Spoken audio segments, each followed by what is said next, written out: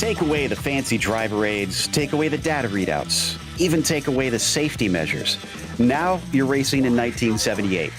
These sorts of challenges are why our drivers are not afraid to kick things off at the Nürburgring as we get ready to watch round one of the Lotus 79 Sunday Grand Prix Series.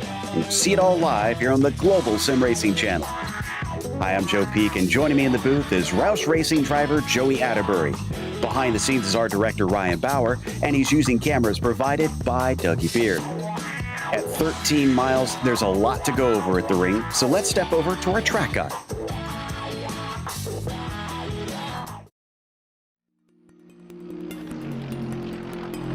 Welcome to the Nürburgring Nordschliefe. Most modern high-end series might use the GP circuit nowadays, but it will certainly never hold the respect and awe that the Northern Loop commands.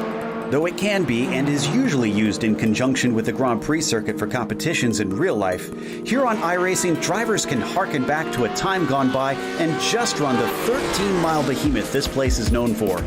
Nicknamed the Green Hell by three-time F1 world champion Sir Jackie Stewart, it is often regarded as the greatest test of a driver anywhere on the planet. Just looking at the stats will tell you why. More than 150 turns and close to 1,000 feet in elevation will pass you by in a single lap.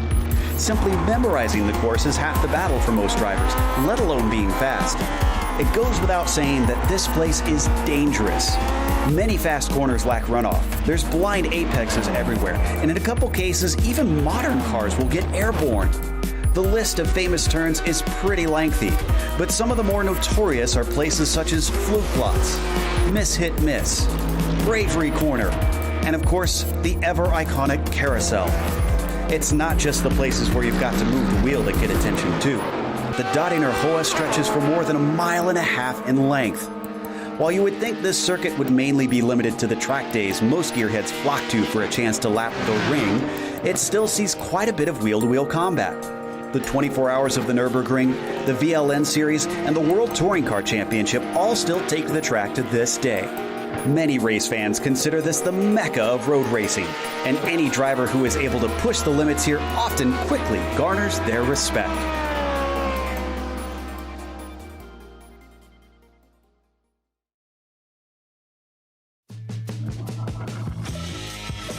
Well, as we said, there is so much to this track to go over, so good luck, Joey, on describing it. Yeah, I think you would probably be a little bit better at describing it since you've got some firsthand knowledge here, but we are at the Nordschleife, 154 turns if you really want to go and count them all.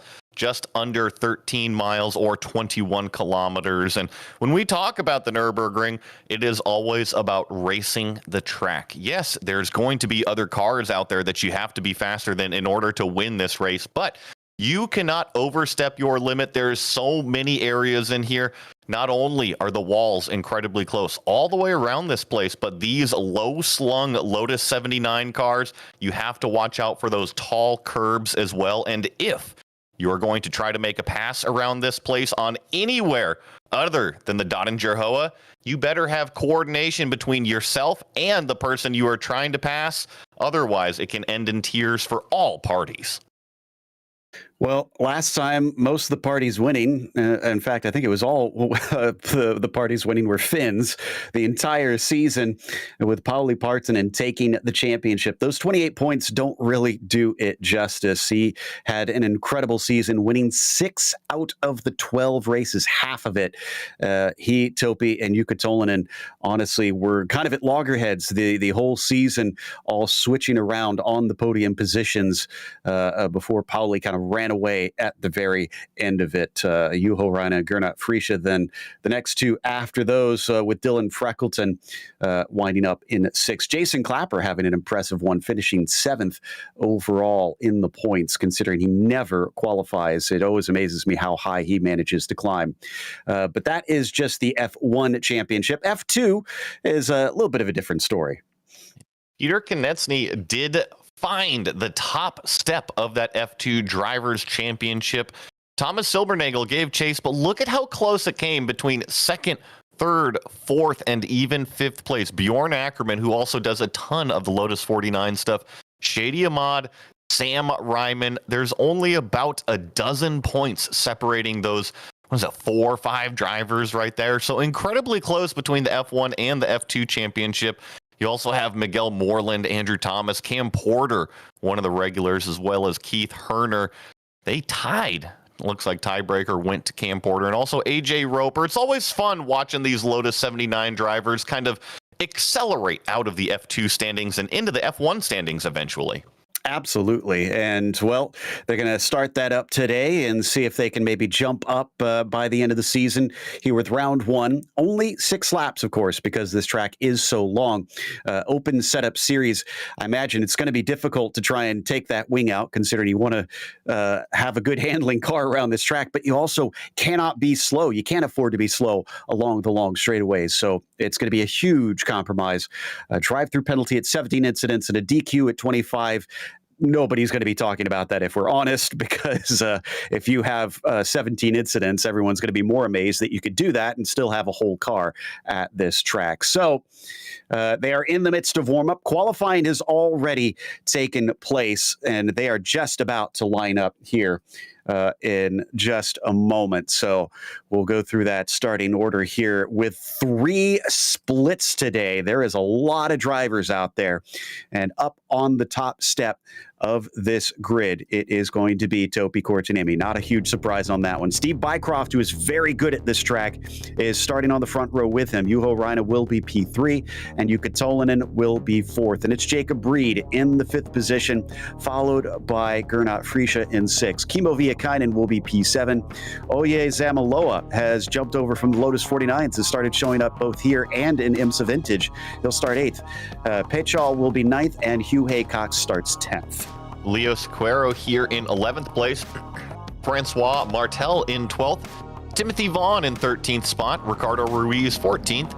Daniel Perez Hoya in 15th. Jean-Francois Boscus in 16th. Esteban Cavite in 17th place.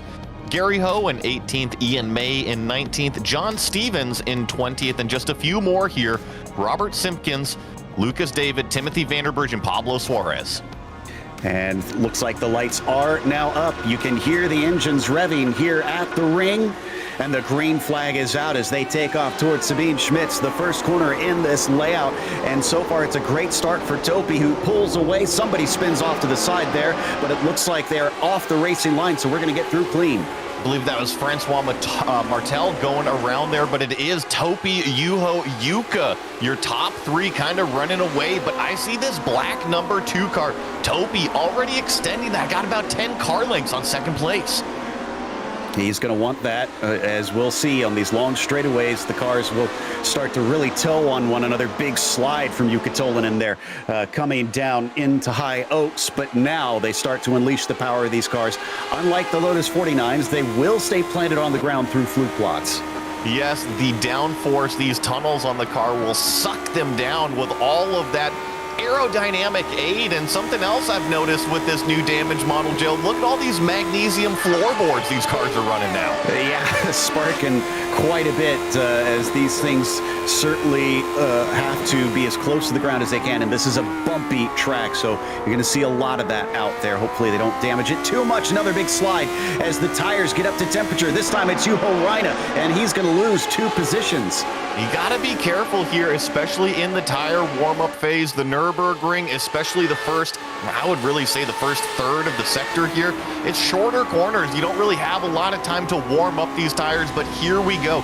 Get a little bit of brake heat into them. Get the consistent rubber warm through these longer corners. So only 1 position. I was wrong. Juho would gathered it up before Jacob Reed was able to sneak by, but this allows Jukka Tolinen to shoot off towards Topi Kortaniemi, who is now up to 2 seconds ahead already. I think he's trying desperately to break that slipstream. And if I go back on memory from last season, I really felt that Topi was more at home at the higher to medium downforce level tracks, and that's exactly what the Nordschleife is that it is not a low downforce track per se. You have to have the confidence in the car, and I think that just suits Topi's driving style. So he'll try his best to pull away here, and from there, we'll wait until the Dario Hoa to really be able to tell if he can run away with this one. Gernot Friesche, multi-time champion in this series, is currently chasing on Kimmo Viekainen, but he's also got Oye Zamaloa all over his rear end. Yeah, it's kind of fun to see these three right here, nose to tail. Like you were saying, Oye, kind of more familiar with the 49s, but been spending a lot of times in the 79s as well, giving chase to one of the best, and actually got a pretty good run here right behind Gernot. Yeah, he's going to be able to tow along up through Kesselchen. Big climb up the hill through this next portion. This is Bergwerks here, and then it is, again, flat to the floor pretty much all the way until Bravery Corner. I'm actually not sure if they can take Bravery Corner flat out in these cars. That's a good question. We're about to find out, I feel, as we're going to get to what Jacob Reed trying to go around Juho. Raina, you had mentioned Juho having a little bit of a slip-up a little bit earlier. Well, he has fallen into the clutches of this #1 car, and also Steve Bycroft right behind. That sounded like no lift to me, but that was gutsy right there, trying to cover off Samaloa as Gernot Friesche kind of pinched him to the outside. Jacob Reed now looking on the inside of Juho Raina. They're not going to be able to go too wide through the carousel. It is single file here if you want to be fast. And you see the cars, you got to make sure you get into the carousel. Don't get spit out of that thing because you'll lose more than just track position. Oh, did something happen to Gernot Friesche? He's disappeared on my timing screen, and that seemed very sudden. I think maybe, oh no, he did not have a connection problem. He ran into the wall going through the carousel, and he is gone from this race on the first lap. Such a shame. One of the best in iRacing in these vintage cars. It's already caught somebody out here at the Nordschleife. We kind of anticipated that would be the case. We lost Martel, who we mentioned earlier, had an early spin. Vandenberg, and now Friesche, the latest amongst them, just pops out of the banking and just slithers into the wall hopelessly. And you see him have a little bit of an oversteer moment. He catches the car, and he tries to turn, and I wonder if the car was broke, or maybe he just had way too much turning input and steering input into the car, so it just never gripped up, but it was just odd. Yeah, that is weird. I wonder if he was turning the wheel. I wonder if it was coupled maybe with a hardware failure on his side of things. That might be it, yeah. I'm starting to suspect the same thing. We come back to Jacob Reed in the meantime, still fighting to get onto the podium with Juho Raina holding him off. And we climb up towards Swallowtail now, the mini carousel here after this crest. And now we get ready to enter Dario Hoa. This is what I was talking about earlier, longest straight on the track, where the drivers are flat out for more than a kilometer. Who is going to be able to have the top end speed along here? And I'm really curious because we have two pairs here, right? We got Juho and Jacob in this first pair. Then we got Steve and Kimmo in that second pair with the yellow and white and purple cars. Who's got the highest top speed, and is there any sort of triple draft going on? Can Steve close that up? And looks like they're all right about 180 miles an hour. Yeah, not sure what happened to Bycroft on this first lap, as there's a run by for Reed, or at least an attempt to run by, and Raina comes back at him. He's got the shorter distance through the little kink, and then coming up into Tiergarten. Somebody's going to have to give way here. No one's willing to give up, but eventually Juho Raina gets squeezed out. Yeah, and I definitely think there might have been a little bit of contact there, so those two drivers got extremely lucky to both get away with it, but this was the third car in that line. While they were side by side, completely stalled out at their top end speed, Steve Bycroft, he was just reeling them in the slipstream. And as I mentioned, a bit surprising that Bycroft is down to fifth. He started on the front row. Must have had either a poor start or slipped up somewhere, as he has been sitting back here for pretty much the entirety of the first lap. Now he's got Juho in his sights. Can he also demote him one without falling victim to Kimmo Viekainen behind him?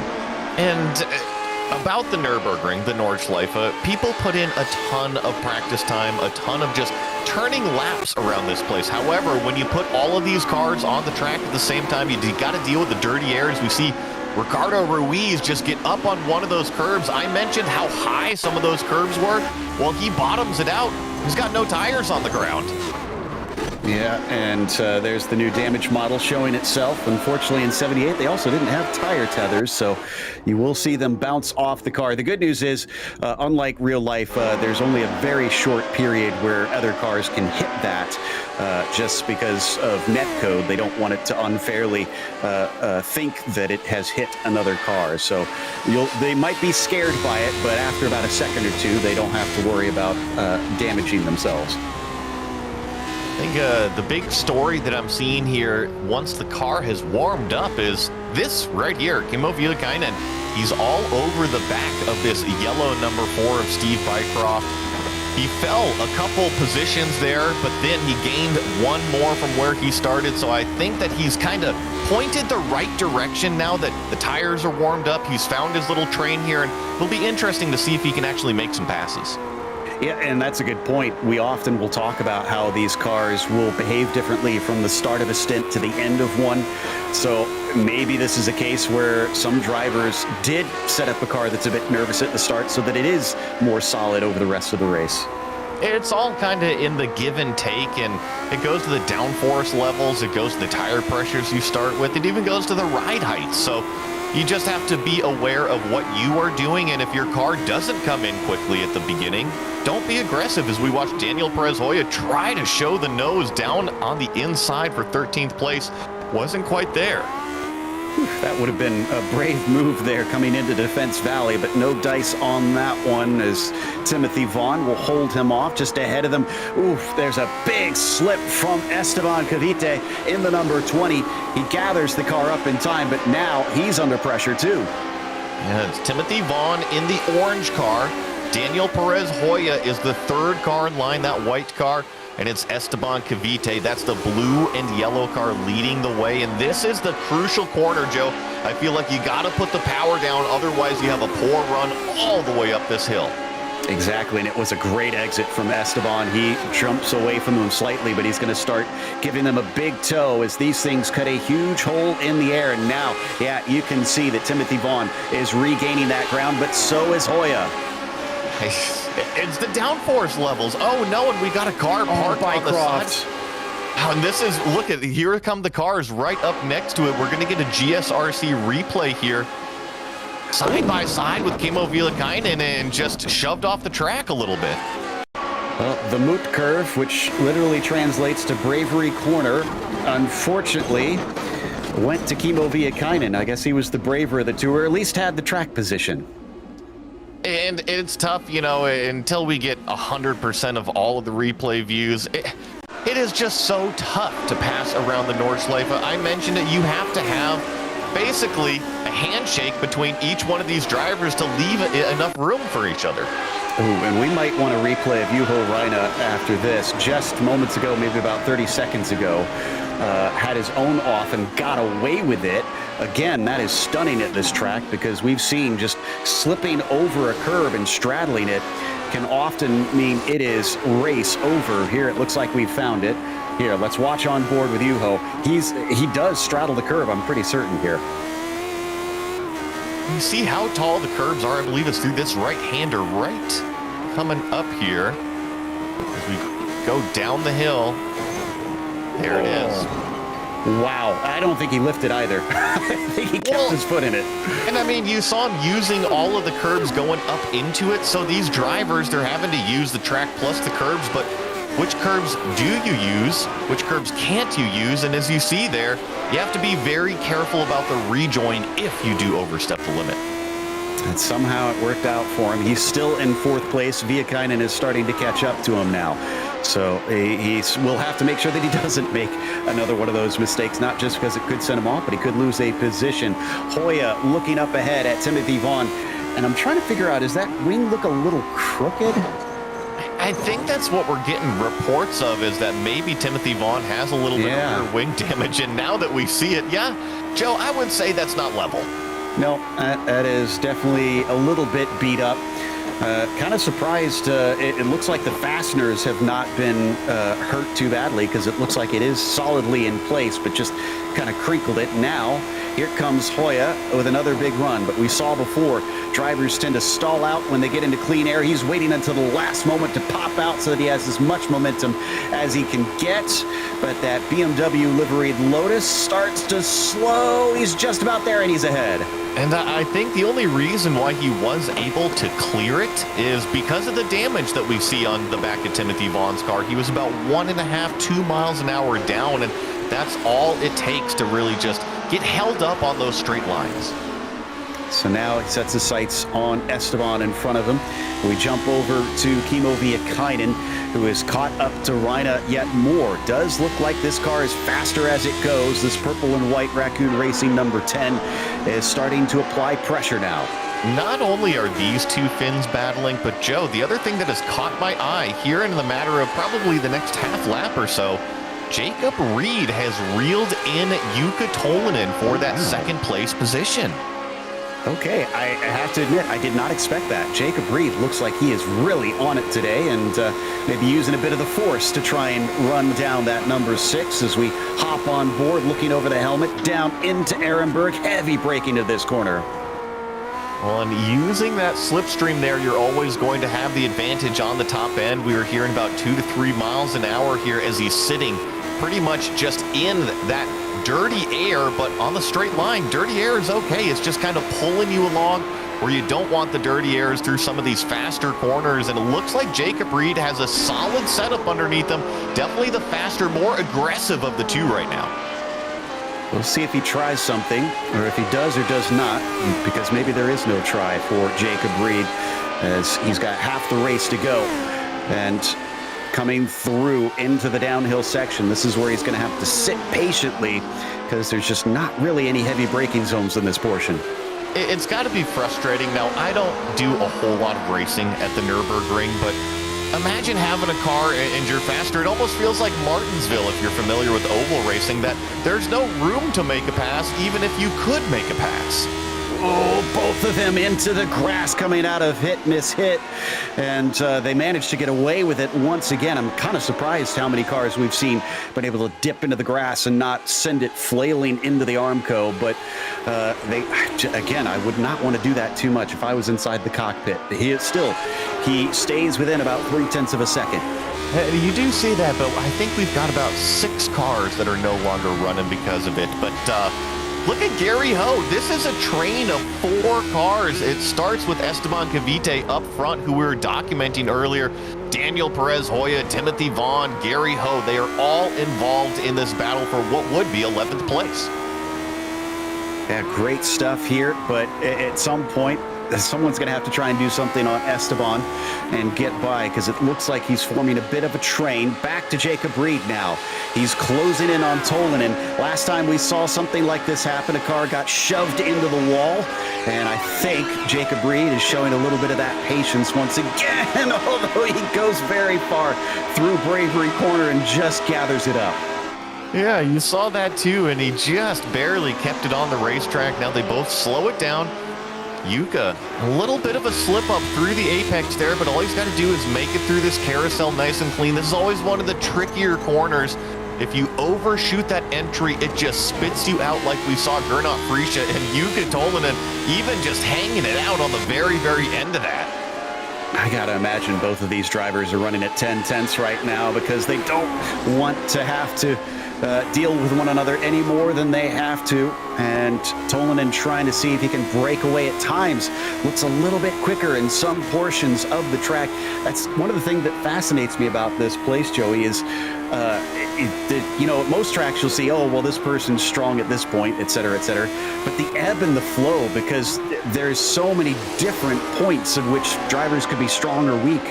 It's actually a pretty cool point there. But you're right, most racetracks are only a couple miles long, but here we're 13 plus miles long. So, oh my goodness, hang on to it, Mr. Tolan and Jukka, with a huge power slide coming out of that corner there. But you were mentioning just so many different faces to this racetrack. You could get along with Sector 1, but not get along on Sector 2. Get along on Sector 4 later in the lap. And so you're right, there could just be complete half of this racetrack that you aren't very good at, but the other half, you're smoking fast.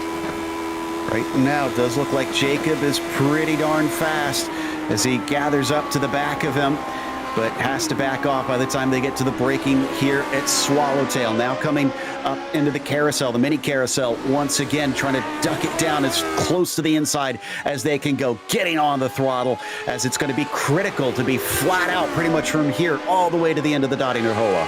And while I love watching Jukka Tolvanen drive like this, I just don't see it as a sustainable driving style for the entire race. Now, here comes Jacob Reed in the slipstream. I'm looking, he's got about 3 miles an hour, 4 miles an hour faster than Jukka Tolvanen. But, Joe, every single time we see him pop out, it stalls out in that air. Bad news for fans of Timothy Vaughn. He's hit the wall, and I think he's trying to limp the car back, but side by side now between Jacob Reed and Tolvanen, as it's going to come down to it. Who's going to be willing to hold out here through this portion, wheel to wheel still? Both of them deep onto the brakes as they dare, but Jacob Reed now has the advantage. Can see the cars wandering around as the track went back left and then right, but both of these drivers left barely enough room. No contact between the two, and now Jacob Reed has nothing in front of him but clean air. Maybe that'll pick up his pace even more. I could tell that it looked like some of these cars were struggling in the fast corners, having to deal with that dirty wake coming off the car in front. And yeah, look at Tolvanen having to deal with it now himself. I don't think he's enjoying this. I just am catching that Juho Raina had a problem here. We're going to catch his GSRC replay. I believe it happens just right here into turn one. Oh, just a little bit of a loose moment. And now this is odd, Joe. Maybe he had some damage from earlier that he was just figuring out. I'm not sure. Yeah, that is strange. And, you know, maybe, although this would be odd for the Finns to do because usually they have a lot of grit, but maybe he just was calling it quits and this was too much of a struggle for him. So we'll see as we come back to that battle between Reed and Tolvanen, which is now heavily in favor of Jacob as he stretches away by a couple more tenths, and they'll plunge down into the valley of compression. One of the fastest areas of the racetrack. We'll see if Jukka can attach that fishing line to the back of Jacob Reed's car, stick on the back of him, because from what I've seen, I think that Jacob Reed might have a little bit more pace, might have a little bit more of a solid setup. I keep seeing Jukka Tolvanen really squirm for any sort of grip, any sort of traction coming out of these corner exits, and Jacob Reed's car looks very calm and collected. You know, you may have called it right here on Juho. We're getting information that there was a report he had a possible wreck. We haven't seen it yet, but we're seeing indications of it. And we'll see if we can dig that up in a bit to figure out what exactly cost him. So, yeah, I think you made the right call initially then, that he had an earlier wreck and the car just wasn't handling. And to try to explain it to people, it can be extremely tough when you just get knocked off those couple percent of your lap time, because all of a sudden you don't have anything to fight with. The lap time that you need, it's just not physically possible anymore. And it can get to be like kind of banging your head against a wall at a point. So as we watch them carry on with 3 to go now, I can report that Topi Kortaniemi has been looking very comfortable at the front. It's 7 seconds ahead of Jacob Reed. Now, Jacob had to fight his way up into this second spot, and he could be quicker, but 7 seconds, I mean, it could be doable over the 3 laps. At a normal track, it would be almost impossible, but even with that, I kind of doubt Jacob is that much faster than Topi. If we're comparing speed to speed, I don't think that he's going to catch him. But this is the Nürburgring. This is Nordschliefe. Anything can happen here.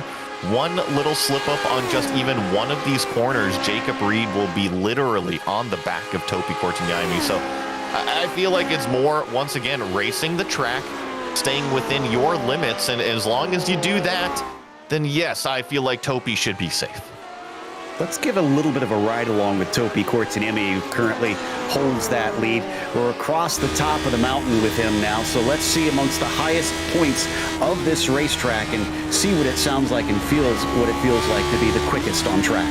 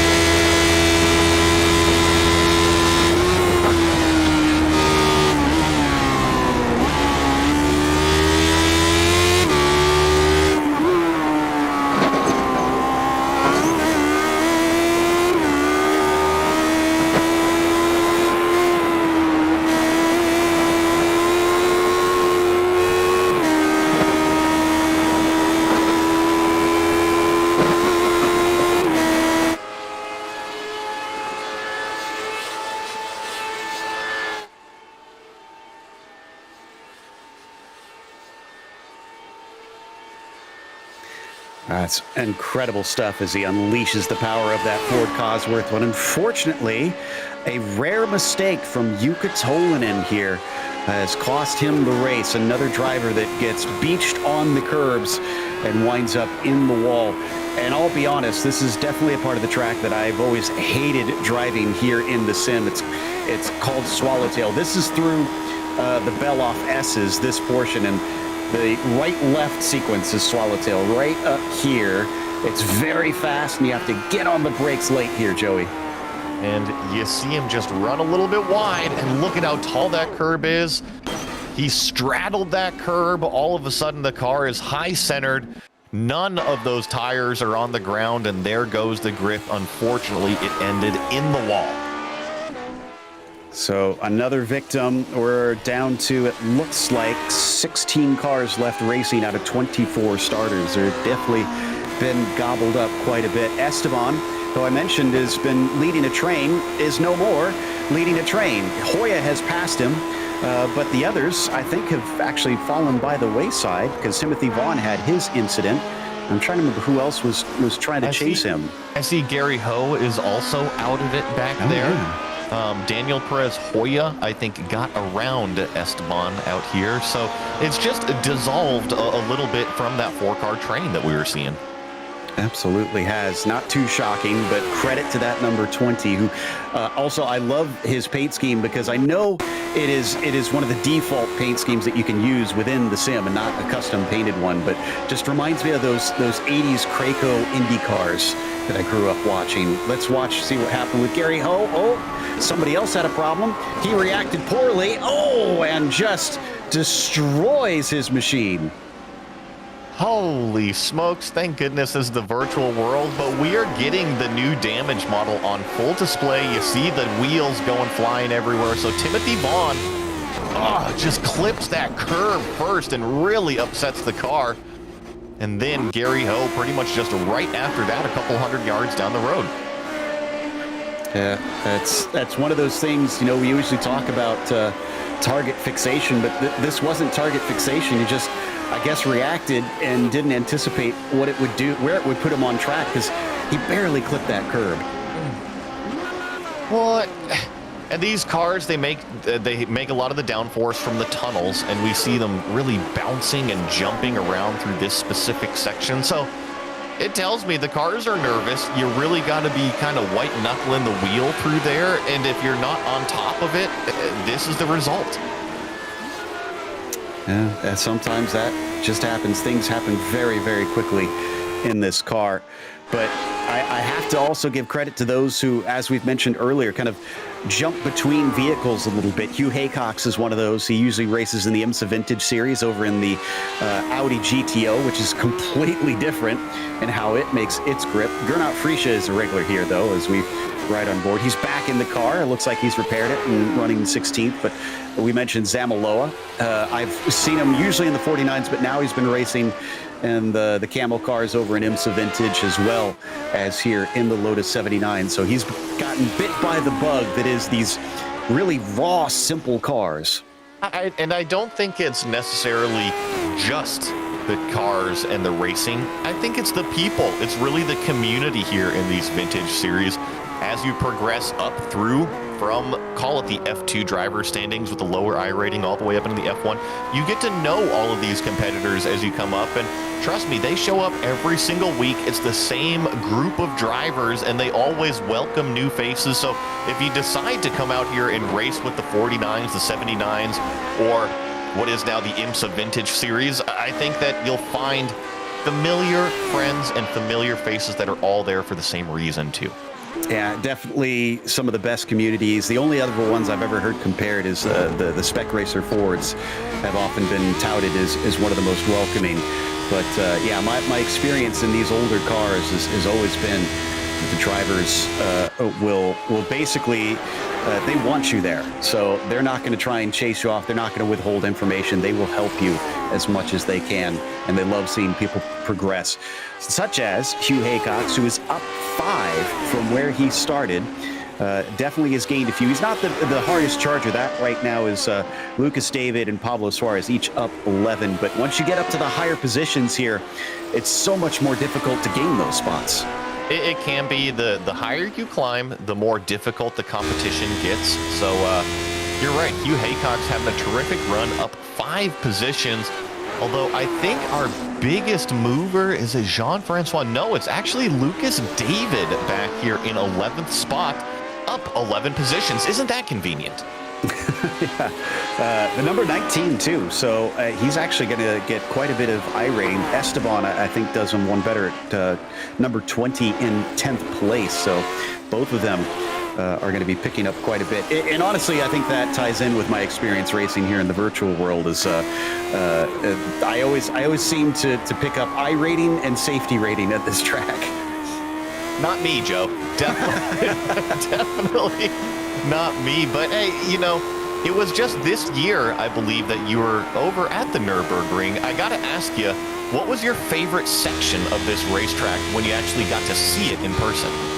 Favorite section would probably, you know, I wish I could say compression, because I would have loved to have felt the G-forces through there, but there was a yellow flag. They do yellow sections on the track when there are accidents, and so we had to take that portion slow, so I didn't get to feel that. But the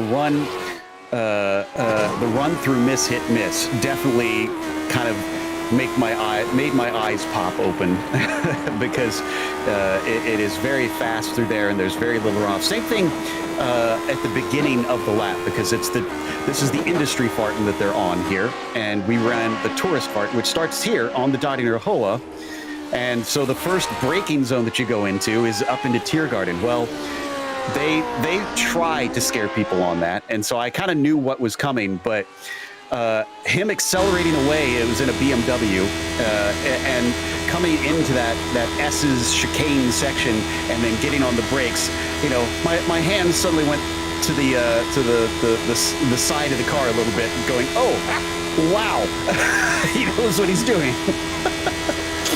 Whenever I would give rides to people, people always underestimated the braking capability and entry speed that you carry in a lot of these corners. So what you're describing is exactly right. It really makes people grab those handles over on the side and just kind of clutch up like, are we really going to go that fast into that right there?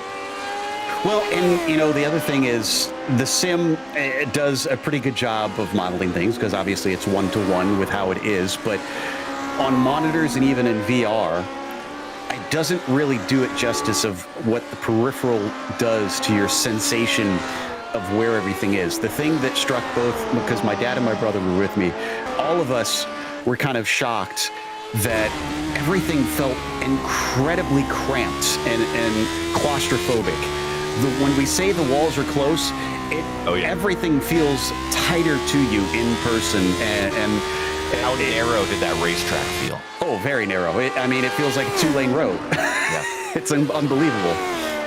And I think the other big thing that we don't necessarily get in the sim, now it's extremely well modeled, but it's always the virtual world to the real world's comparison, is the elevation change. And you were talking about that miss complex. That is an extreme downhill area too.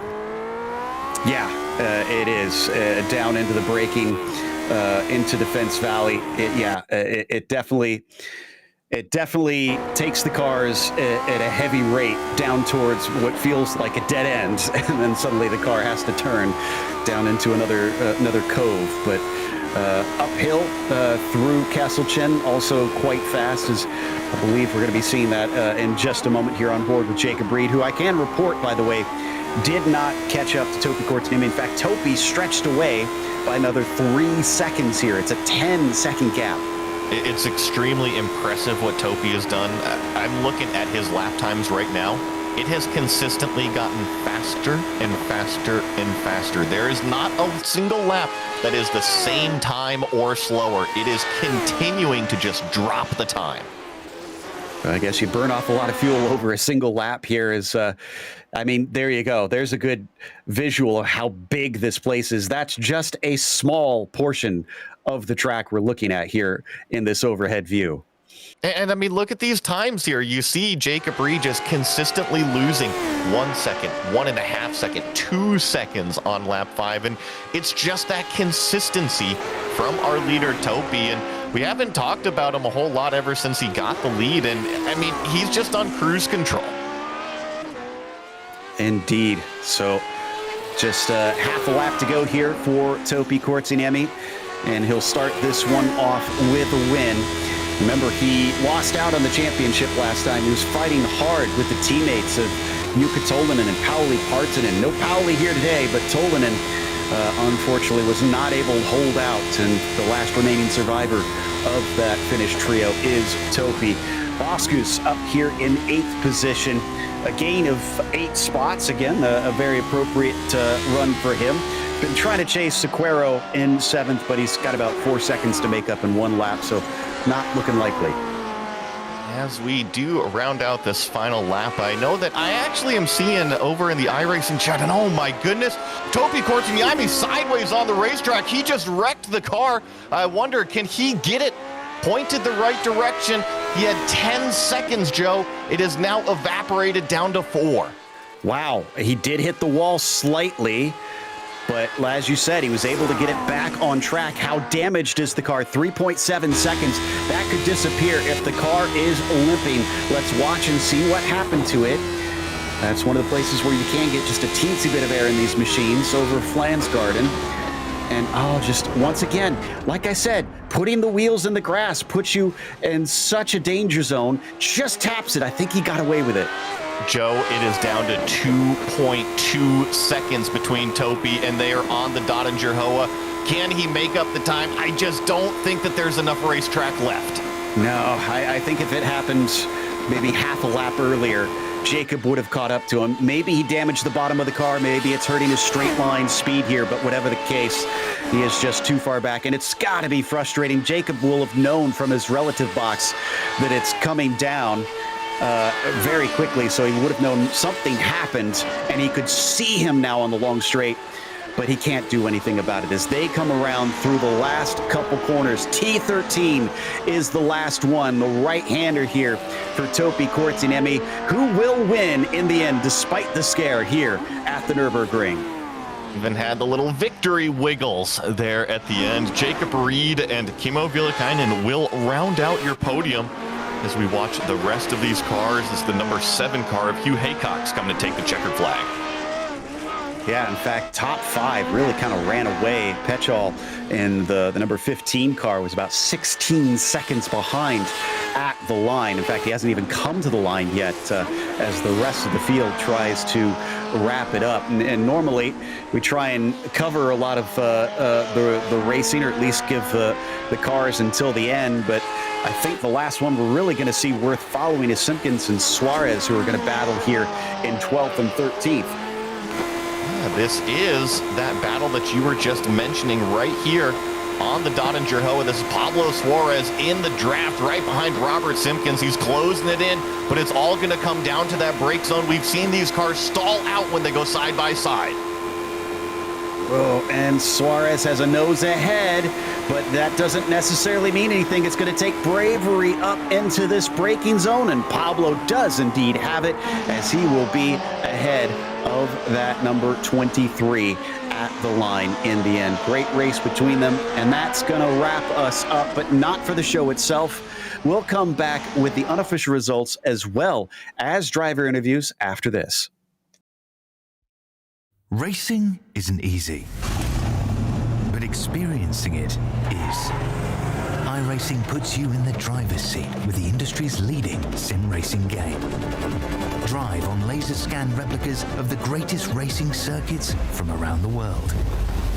Go head-to-head against other drivers chosen by skill-based matchmaking to ensure competitive racing at every level. Compete across all your favorite series. In officially licensed cars, engineered to deliver the most accurate driving experience possible.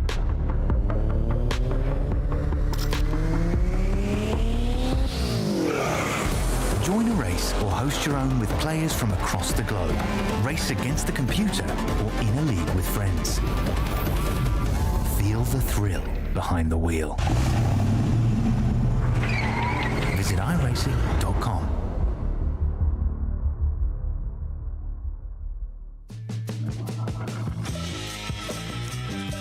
Welcome back to the Nürburgring. It is as we thought it would be. We lost a lot of cars here today. And in fact, I don't think Gernot Frische has even technically finished the race, but his position and Ian May are pretty much solid at this stage. So here's your results unofficially. Topi Kortiniemi is your winner over Jacob Reed, finishing second. Kimmo Viekainen brings home a third. Didn't really cover him much in the second half there. Zamaloa, what a revelation he has been since he started joining the races here on the channel.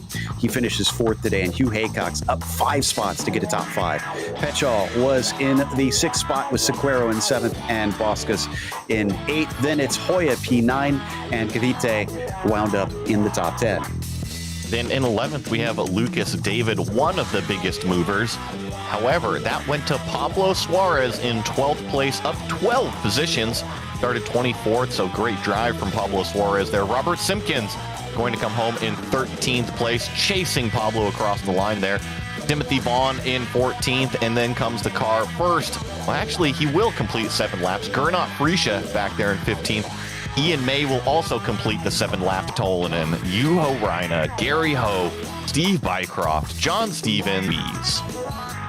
Unfortunate to see, but Kimmo Viekainen did finish it on the podium here today. By the end, obviously, was kind of on his lonesome, but definitely had some fierce fights in there. Kimmo, it's always got to be a little bit nerve-wracking when you got to make those passes at this place.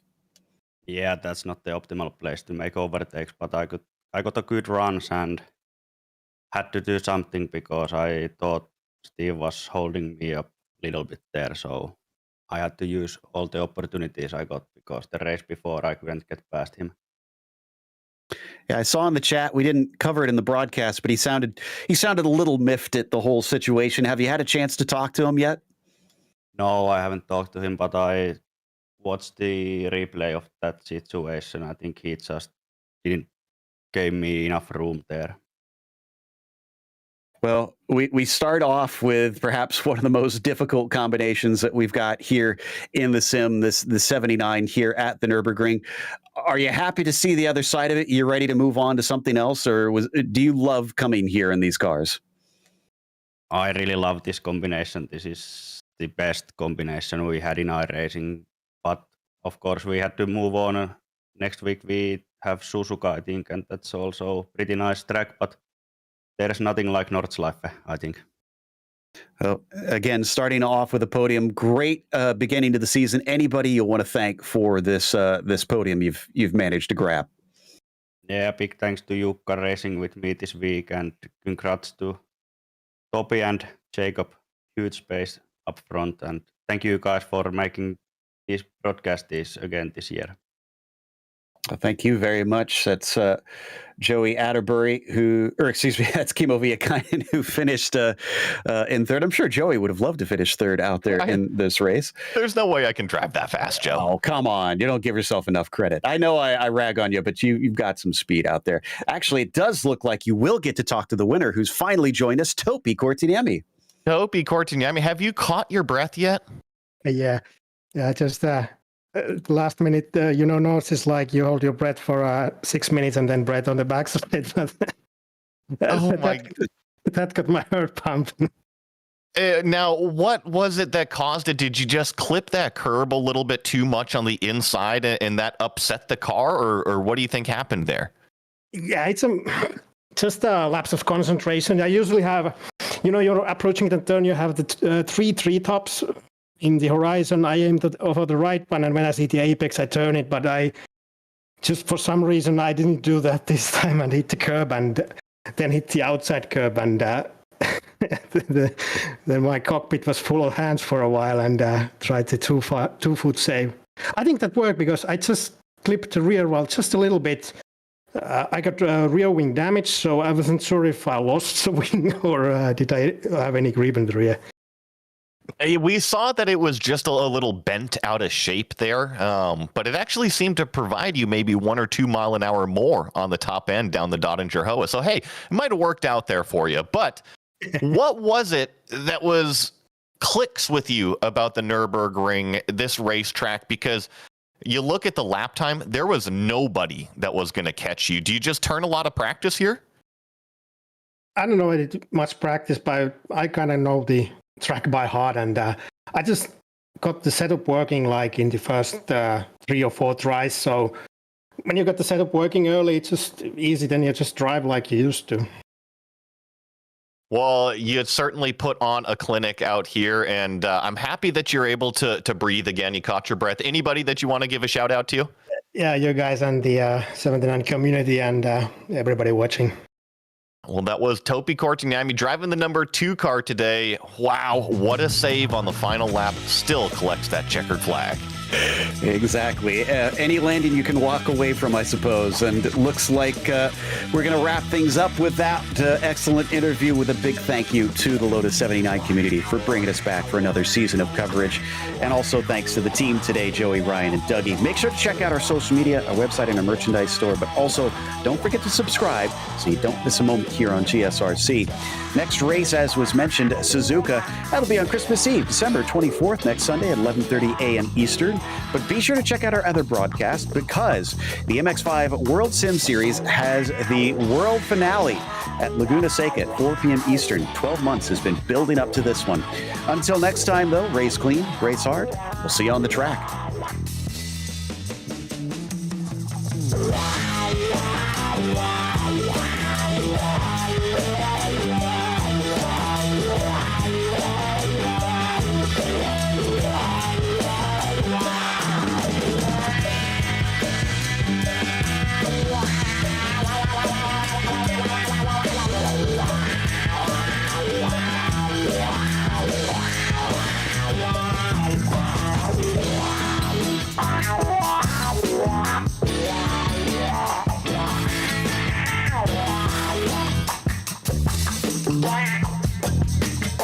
Wow.